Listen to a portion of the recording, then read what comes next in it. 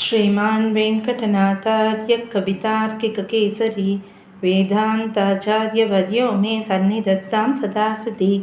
परागपद्धति श्लोकं 354. अभियुक्तजनो निजार्भकानां बहुशो रङ्गनरेन्द्रपादरक्षे अवलेपपिशाचमोचनार्थं रजसा लिम्पति तावकेन देहान्. பதபதார்த்தம்.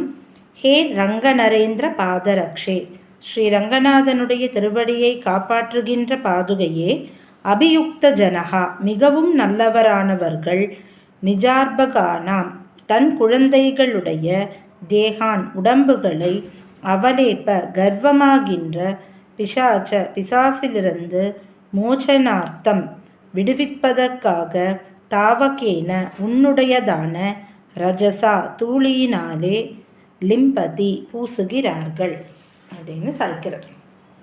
அதாவது சாமானிய ஜனங்கள்லாம் பொதுவில் நம்ம நாட்டில் ஒரு குழந்தை இருக்குது அந்த மாதிரின்னா சாதாரண ஜனங்கள்லாம் என்ன பண்ணுவா அப்படின்னா அதுக்கு ஒரு காத்து கருப்பு அண்டிருத்து ஒரு சங்கை அப்படின்னு சொல்லுவாது. அந்த மாதிரி ஏதான ஒரு குழந்தை பயந்துன்றுத்தோ இல்லை ஏதோ ஒரு நெகட்டிவ் ஃபோர்ஸ் இருக்குது அந்த மாதிரிலாம் ஏதான வாழ்க்கை ஒரு சந்தேகம் இருந்ததுன்னா உடனே ஒரு மந்திரம் ஜபிக்கிறவா கிட்ட ஆயிடுச்சுன்னு போவா. மந்திரவாதி மாதிரி அவள் உடனே விபூதி போட்டு மந்திரிச்சு அதெல்லாம் பண்ணுவாள். இது உலகத்தில் ரொம்ப சகஜமாக இருக்கும். கிருஷ்ணனுக்கே அப்படி பண்ணியிருக்கா. கோபர்கள்லாம் கிருஷ்ணனுக்கு அந்த பூதனாவதம்லாம் ஆன உடனே ரொம்ப பயந்து போய்ட்றா. ஐயோ குழந்தைக்கு ஏதோ காற்று கருப்பு அடிச்சுடுத்து போல இருக்குது, அதனால தான் இந்த மாதிரிலாம் வருதுன்ட்டு கிருஷ்ணனுக்கே அவள் அந்த மாதிரி பசுவோட அந்த குளம்படி அந்த மண்ணை எடுத்து குழந்தைக்கு காப்பு மாதிரி ரக்ஷ மாதிரி ஃபுல்லாக பூசி விடுவான்னு ஸ்ரீமத் பாகவதத்தில் உண்டு. கோமூத்ரேன ஸ்நாபயித்வா புனர்கோ ரஜசார்பகம் அப்படின்னு அந்த ரஜம் அந்த குளம்படி பசுவோட காலடி மண்ணை எடுத்து அது எல்லா தோஷத்தையும் போக்கும் அப்படின்னு சொல்லிட்டு குழந்தைக்கு தடவி விடுவா அப்படின்னு சொல்லுவோம். அந்த மாதிரி சாதாரண ஜனங்கள் இந்த மாதிரி பண்ணுவாள்.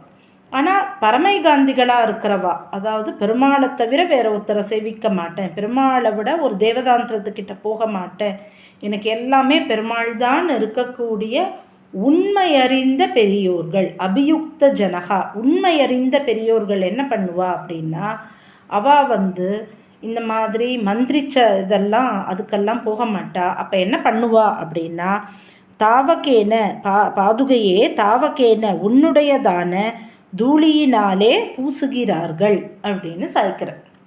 அதாவது பாதுகையோட அந்த ரஜஸ் அந்த தூசை எடுத்து குழந்தைக்கு தடவரா, அதனால குழந்தைக்கு சரியா போயிடும் அப்படின்னு சாய்க்கிறார். அது சரி, பரமைகாந்திகள்னு சொன்னால் அவள் இருக்கிற இடத்துல எப்படி ஒரு பிசாசு பூதம் இந்த மாதிரிலாம் ஒரு நெகட்டிவ் ஃபோர்ஸ் எல்லாம் இருக்க முடியுமா? ஏன்னா பரமைகாந்திகள்னு சொன்னால் அவள் நித்தியம் பெருமாளுக்கு ஆராதனம் பண்ணுறவா.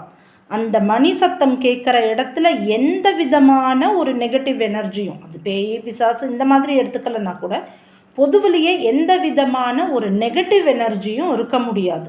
நித்தியபடி பெருமாளுக்கு ஆராதனம் ஆகிற இடத்துல ஒரு அந்த கண்டாமணி சத்தம் கேட்குற இடத்துல அந்த மாதிரியான ஒரு நெகட்டிவ் ஃபோர்ஸ் இருக்க முடியாது. அப்போ பரமைகாந்திகள்ன்றவா நிச்சயமாகவே நித்தியபடி ஆராதனம் பண்ணுறவா தானே. அவள் இருக்கிற இடத்துல அப்போ எப்படி ஒரு நெகட்டிவ் எனர்ஜி இருக்க முடியும், எப்படி குழந்தைகள் அது பாதிக்கும் அப்படின்னு ஒரு கேள்வி வரும். அதனால தான் நம் சுவாமி இங்கே சாய்க்கிற ஒரு பிசாசம் ஒரு நெகட்டிவ் ஃபோர்ஸ் பிசாசமானது அந்த குழந்தைகளை பிடிக்கிறது. ஆனால் அது என்ன பிசாசம் அப்படின்னு பார்த்தோம்னா அவளே இப்போ கர்வமாகின்ற, அதாவது அகங்காரம்ன்ற அந்த கர்வம்ன்ற அந்த பிசாசம் பிடிக்கிறது இந்த குழந்தைகளை. நான் யார் தெரியுமா, எங்கள் அப்பா யார் தெரியுமா, நாங்கள் எவ்வளோ பரமைகாந்திகள் தெரியுமா, அந்த மாதிரியான ஒரு அகங்காரமானது இந்த குழந்தைகளை பிடிக்கிறதுக்கு நிறைய வாய்ப்பு உண்டு. அப்படிங்கிறதுனால பாதுகையோட தூளியை எடுத்து அதுவும் எப்படி பகுஷகா பல தடவை அந்த குழந்தைக்கு அந்த தூளியால் பாதுகையின் தூளியால் பூசுகிறார்கள் அப்படின்னு சாய்க்கிறார். ஏன் பலமுறை பூச வேண்டி இருக்குது அப்படின்னா குழந்தையாக இருக்கும் பொழுது அந்த அகங்காரமானது பெருசாக தெரியாது.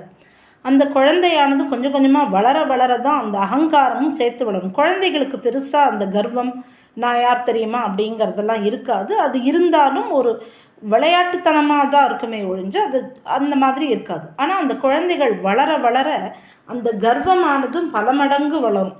அந்த மாதிரி இருக்கிற சமயத்தில் அந்த அந்த அந்த நெகட்டிவ் ஃபோர்ஸ், அந்த மாதிரியான பிசாசம்லாம் பிடிக்கக்கூடாதுங்கிறதுக்காக இந்த பாதுகையோட பாததூளியை எடுத்து அந்த ஸ்ரீபாத தீர்த்தம் அல்லது ஸ்ரீபாத ரஜஸ், இந்த பாதுகையோட இந்த ரஜஸோ தீர்த்தமோ இதெல்லாம் சேர்க்கும் பொழுது என்ன ஆகுதுன்னா அந்த கர்வமானது அந்த குழந்தைகளுக்கு போகிறது. அதனால் அது ஒரு தடவை பண்ணால் போராது, பகுஷா பல தடவை பண்ண வேண்டி இருக்கு அப்படின்னு சைக்கிறேன்.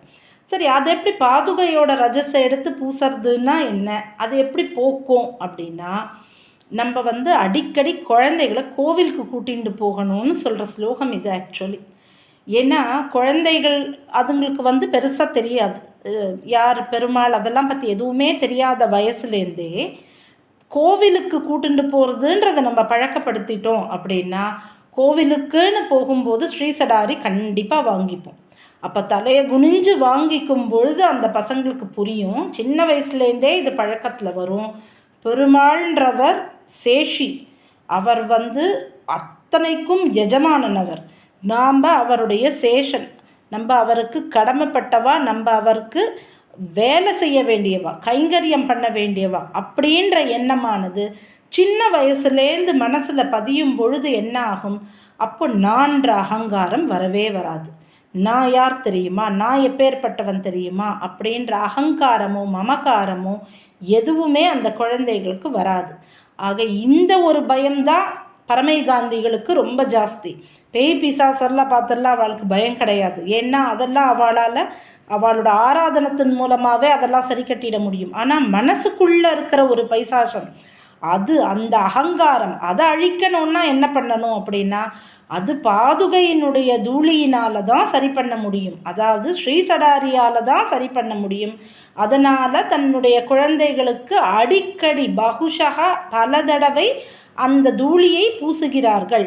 ஸ்ரீசடாரியை ஒவ்வொரு தடவை சேர்த்துக்கும் பொழுதும் நான் பெருமாளுக்கு அடிமையானவன், நான் கட்டுப்பட்டவன்னு தலைவணங்கி வாங்கிக்கும் பொழுது அந்த பசங்களுக்கு சின்ன வயசுலேருந்து மனசில் அது பதியுங்கிறதுனால பாதுகையே உன்னுடையதான தூளியினால் பல தடவை பூசுகிறார்கள் குழந்தைகளுக்கு அகங்காரம்ன்ற பிசாசை ஓட்டுவதற்காக. யார் பண்ணுறா இதை? அபியுக்த ஜனகா, உண்மையறிந்த பெரியோர்கள் இதை மாதிரி பண்ணுறான்னு அழகாக நம்ம செய்ய வேண்டிய கடமையை நமக்கு அழகாக சொல்லித்தரார் இந்த ஸ்லோகத்தின் மூலமாக நம் சுவாமி. ஆக சின்ன வயசுலேருந்தே பசங்களுக்கு கோவிலுக்கு அழைச்சின்னு போகிறத பழக்கப்படுத்தணும்னு சொல்கிற ரொம்ப அழகான ஸ்லோகமாக இது அமைஞ்சிருக்கு. அடியே கவிதார்க்கிக சிம்மாய கல்யாண குணசாலினே ஸ்ரீமதே வெங்கடேசாய வேதாந்த குரவே நமஹா.